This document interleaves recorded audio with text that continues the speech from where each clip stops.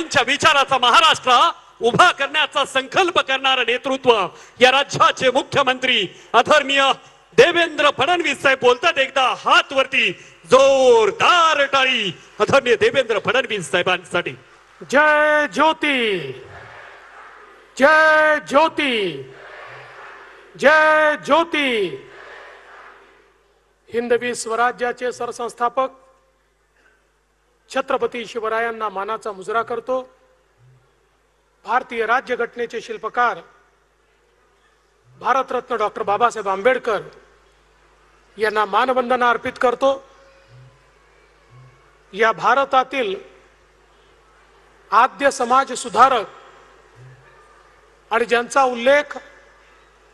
युग प्रवर्तक म्हणून आपण करू शकतो असे आदरणीय महात्मा ज्योतिबा फुले आणि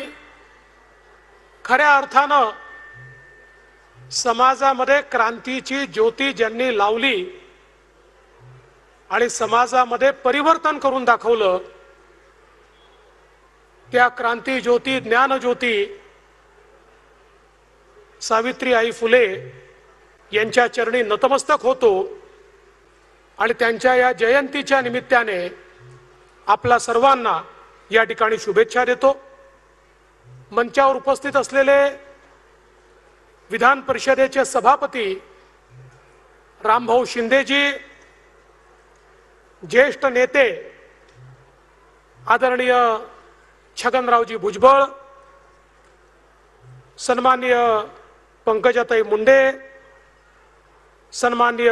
अतुलजी सावे, शंभूराजजी देसाई,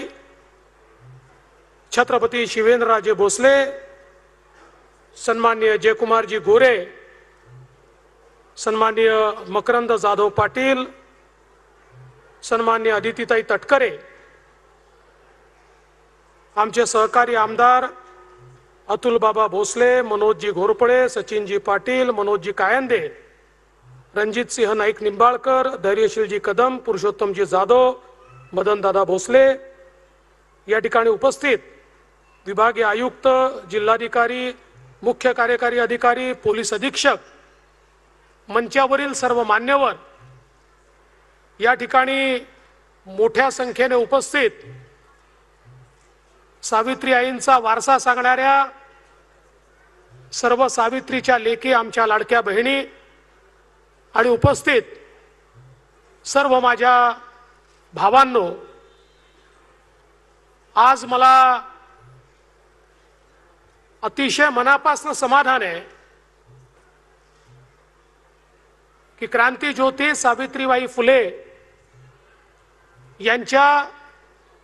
194व्या जयंतीच्या निमित्ताने